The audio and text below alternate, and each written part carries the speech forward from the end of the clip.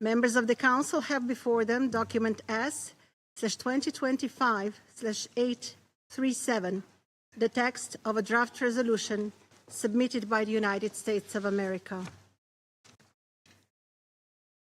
The Council is ready to proceed to a vote on the draft resolution before it. I shall put the draft resolution to the vote now. Will those in favor of the draft resolution contained in document S/2025/837 please raise their hands?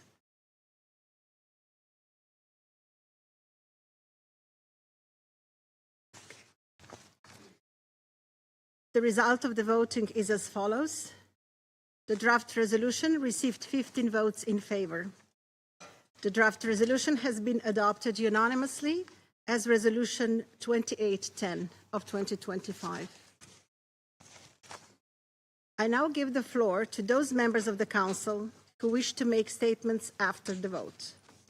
I give the floor to the representative of the United States. Thank you, Madam President. The United States appreciates the unity demonstrated by the Council in renewing the UN Security Council's Counterterrorism Executive Directorate, the CTED mandate. Sadly, the evolving global threat and costly toll of terrorism remains clear. In this month alone, 3 American lives were lost to terrorism in Syria, and 15 people were senselessly killed in an anti-Semitic terror attack at Bondi Beach in Australia. We reaffirm the Counterterrorism Executive Directorate's mandate today for another 3 years. Although this mandate's renewal cycle differs from the last few mandate renewals, it reflects and aligns with the United States' position that all UN special political missions must have more regular oversight to ensure their work remains focused and effective. We recognize the useful work of CTED has accomplished over the last 20 years to conduct 216 assessment visits to more than 120 member states and produce more than 40 analytical products on emerging terrorist trends. We also appreciate CTED's close collaboration with the UN Office of Counterterrorism and other relevant international organizations and stakeholders. This collaboration facilitates training and enables all member states to take the steps necessary to protect their citizens, their borders, and critical infrastructure against terrorist attacks. The responsibility of combating terrorist threats must be shared among those who have the most at stake. We welcome the steps other member states are taking to share this burden. Actually, one more page. Almost. Thank you. Looking forward, it is critical CTED remain focused on core counterterrorism measures related to denying financing and protecting borders. CTED must also prioritize and focus its visits and assessments on countries with the greatest risk and threats of terrorism, particularly the evolving threat of Islamist terrorism in Africa. The United States will continue to use all available tools at our disposal to counter the global scourge of terrorism. We welcome the constructive engagement by our fellow Council members to work together in this regard. And now I'm really finished. Thank you. I thank the representative of the United States for the statement, and I give the floor to the representative of France. Thank you, President. France welcomes the renewal of the Counterterrorism Executive Directorate. CTED is an essential actor of the multilateral counterterrorism architecture. It plays an indispensable role in assessing the implementation of Council resolutions and in identifying ways of improving the situation that are targeted and adapted to the local situation via field visits and direct exchanges with competent state authorities. We thank CTED and all of its teams, as well as the Executive Director, for mobilizing to implement their mandate. This mobilization should continue, while terrorist groups, first and foremost Al-Qaeda and Daesh, continue to reconfigure and remain able to project their threat across all continents. France voted in favor of this resolution because we fully support CTED's mandate. Nonetheless, we regret that this mandate was renewed for only 3 years, not 4, as all of the Council's members, except one, wished. We hope that during the next renewal in 2029, we will revert to a quadrennial renewal. I thank you. I thank the representative of France for the statement. There are no more names inscribed on the list of speakers. The meeting is adjourned.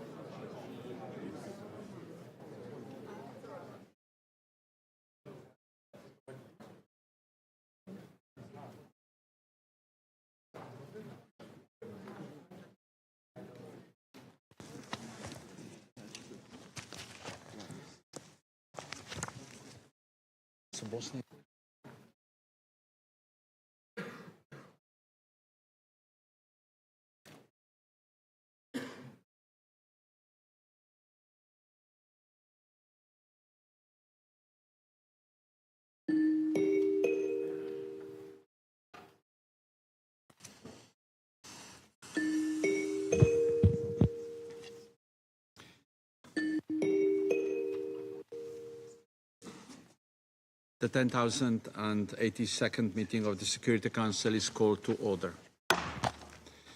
The provisional agenda for this meeting is the situation in Bosnia and Herzegovina. The agenda is adopted. The Security Council will now begin its consideration of item 2 of the agenda. The Council has before it the text of a statement by the President on behalf of the Council on the subject of today's meeting. I thank the Council members for their valuable contributions to this statement. In accordance with the understanding reached among the members of the Council, I shall take it that the members of the Council agree to the statement, which will be issued as a document of the Security Council under the symbol S/PRST/2025/8.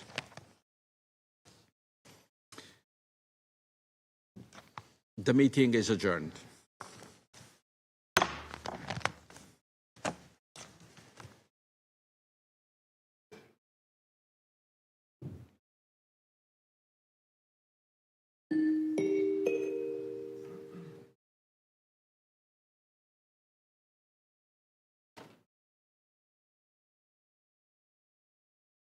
The 10,083rd meeting of the Security Council is called to order. The provisional agenda for this meeting is the situation in the Middle East. The agenda is adopted. In accordance with Rule 37 of the Council's Provisional Rules of Procedure, I invite the representative of the Syrian Arab Republic to participate in this meeting. It is so decided. The Security Council will now begin its consideration of item 2 of the agenda. I wish to draw the attention of Council members to document S/2025/784, the report of the Secretary General on the United Nations Disengagement Observer Force. Members of the Council have before them document S/2025/827, the text of a draft resolution submitted by the Russian Federation and the United States of America. The Council is ready to proceed to the vote on the draft resolution before it. I shall put the draft resolution to the vote now. Will those in favor of the draft resolution contained in document S/2025/827 please raise their hand?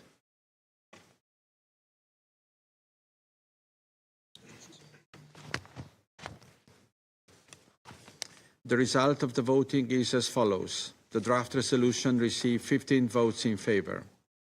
The draft resolution has been adopted unanimously as Resolution 2811.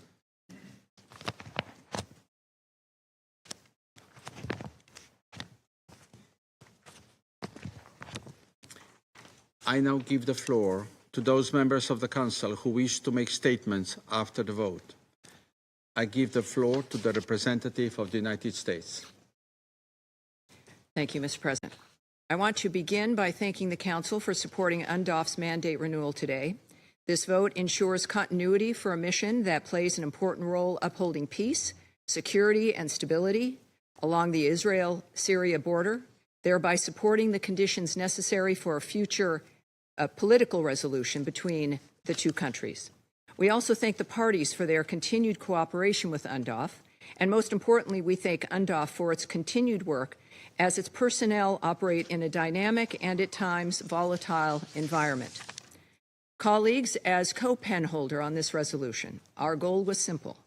We sought to streamline the text, distilling it down to the core language that would direct UNDOF to continue fulfilling its mandate, one that has long enjoyed unanimous support from this Council. This effort was guided by our back-to-basics approach. From the outset, we were clear with all that we were not accepting new language, but rather shortening the existing text. We were equally clear that in doing so, we were pursuing the continuation of UNDOF's existing task and mission, and seeking to change UNDOF's mandate, or not seeking to change UNDOF's mandate or its focus. In closing, we once again thank the Council for renewing UNDOF's mandate today, and we thank our co-pen for its close cooperation throughout this process. Thank you. I thank the representative of the United States for the statement, and I give the floor to the representative of the Russian Federation. Mr. President, we're grateful to all Security Council members which supported the Russo-American draft resolution regarding the extension of the UNDOF mandate for another 6 months. This is a Russian and US initiative. And on our initiative, the changes were made to the document. It's more concise, it's more succinct. At the same time, it endorsed key aspects of some components of UNDOF's mandate and the situation in the Golan endorsed by previous Security Council resolutions. The main thing is that there's an equivocal call for the parties to the conflict to implement Resolution 338, dated 1973, as well as the Separation of Forces Agreement dated 1974. We're particularly disquieted by ongoing violations of the 1974 agreement, specifically the illegal presence of Israeli divisions in the buffer zone, and this for over a year now. Equally disquieting is the IDF's advance further into Syria, as well as indiscriminate strikes on the sovereign territory of the Arab Republic. We call on Western Jerusalem to follow in Damascus's example and to exercise restraint, avoiding any unilateral, illegitimate, and provocational steps. We call on it also to maintain regular contacts with UNDOF so as to settle any differences which arise. We stand convinced that under current conditions, the presence of peacekeepers in the Golan Heights occupied by Israel, it's particularly important. This should be a restraining factor in the zone of separation. We are grateful to the mission personnel, UNDOF personnel, as well as to all the troop contributing countries which are sending their peacekeepers to the area of operations. By way of conclusion, we'd like to reassert our unwavering position. That is, the Syrian Golan Heights are an inseparable part of Syria, as per Security Council Resolution 497 and subsequent UN Security Council decisions. I thank you. I thank the representative of the Russian Federation for the statement. I give the floor to the representative of China. President, just now the Security Council unanimously adopted a resolution 2811 renewing the mandate of UNDOF for 6 months. I wish to make an explanation of China's vote. First, since its establishment in 1974, UNDOF has played an important role in maintaining overall stability on the ground. Under the current circumstances, it is particularly important to ensure continuity in the work of UNDOF and maintain stability in the Golan Heights. For that reason, China voted in favor of the draft resolution. China wishes to reiterate that all parties are obligated to fully implement the 1974 Disengagement of Forces Agreement, that unauthorized foreign forces should not be stationed in the area of separation between Syria and Israel.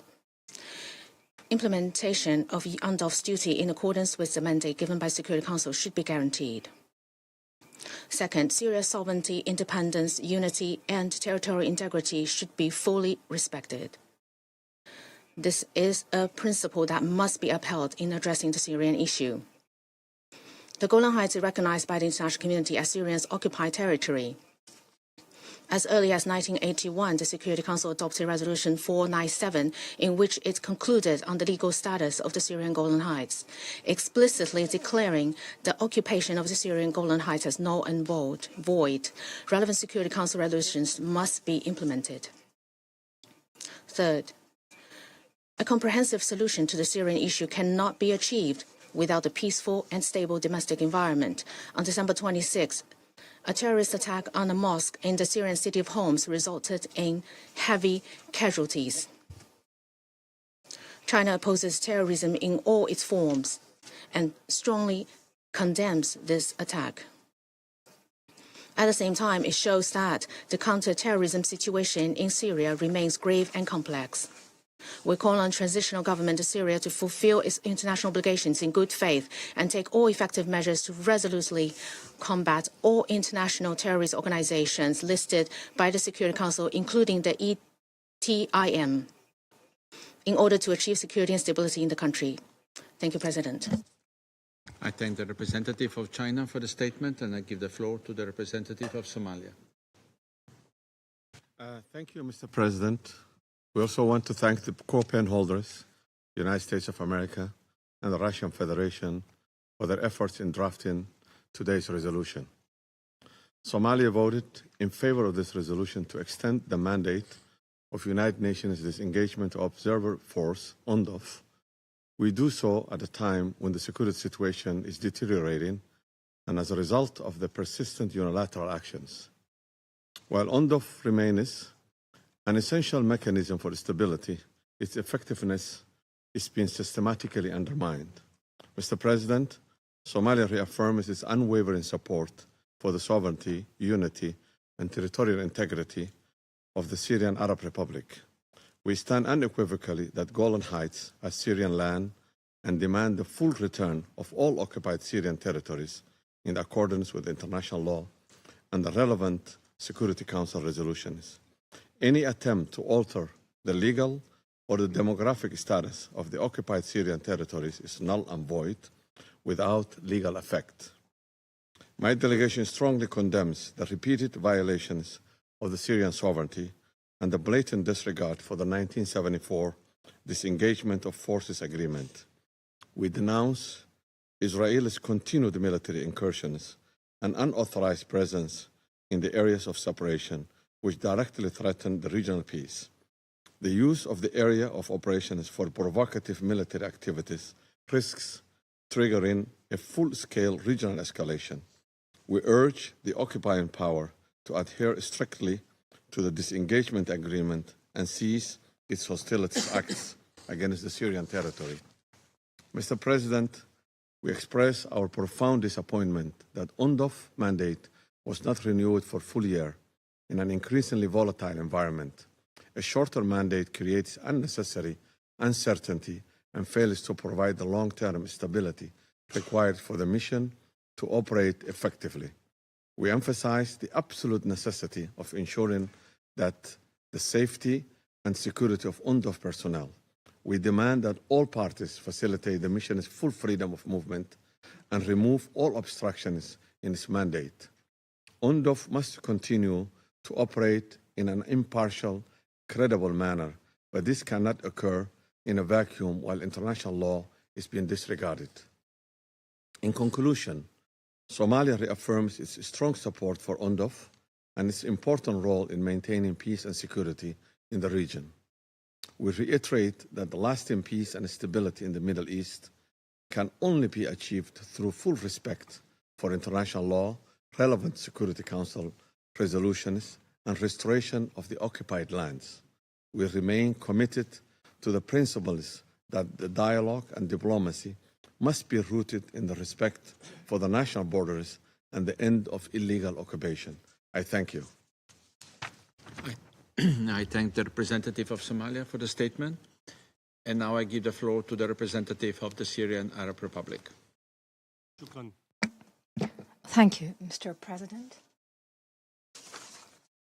The Security Council has just spoken moments ago and stated clearly and unanimously that the disengagement agreement must be respected and implemented. Anyone who carefully reads the operative paragraphs of the resolution and listens to the comprehensive briefings delivered by the Under-Secretary General for Peace Operations, Mr. Jean-Pierre Lacroix, and even to the Israeli statements themselves, can only conclude that Israel continues to violate every word of that agreement. Everyone now has a clear understanding of the realities prevailing in southern Syria. This map can explain that fact, Mr. President. Allow me to explain it. Israel has occupied the Syrian Golan for almost 60 years. The Golan that earlier this month, the General Assembly reaffirmed its Syrian sovereignty. 123 states voted in favor of the resolution that demanded Israel to withdraw from all such territories, a demand that the Israeli representative described as disconnected from reality. For over a year, as mentioned by the delegates here, Israeli occupation forces have been present in the area of separation. That's where the Ondof is currently located, and even beyond that separation zone. And they have repeatedly declared that they will not withdraw from the Mount Hermon. The summit of the mount lies along the Syrian-Lebanese border, which is geographically distant from the occupied Golan. Mr. President, the briefing delivered by Mr. Lacroix to this council the past week has answered so many questions. Are there any Syrian armed forces present in the areas subject to inspection? No. Has Israel expanded its presence in southern Syria and continues to violate the resolutions of this esteemed council? Yes. Are Israeli fortification and construction activities in the areas of separation and limitation still ongoing? Yes. Mr. Lacroix confirmed that, and he further added that there are no indications that Israel intends to withdraw at the foreseeable level.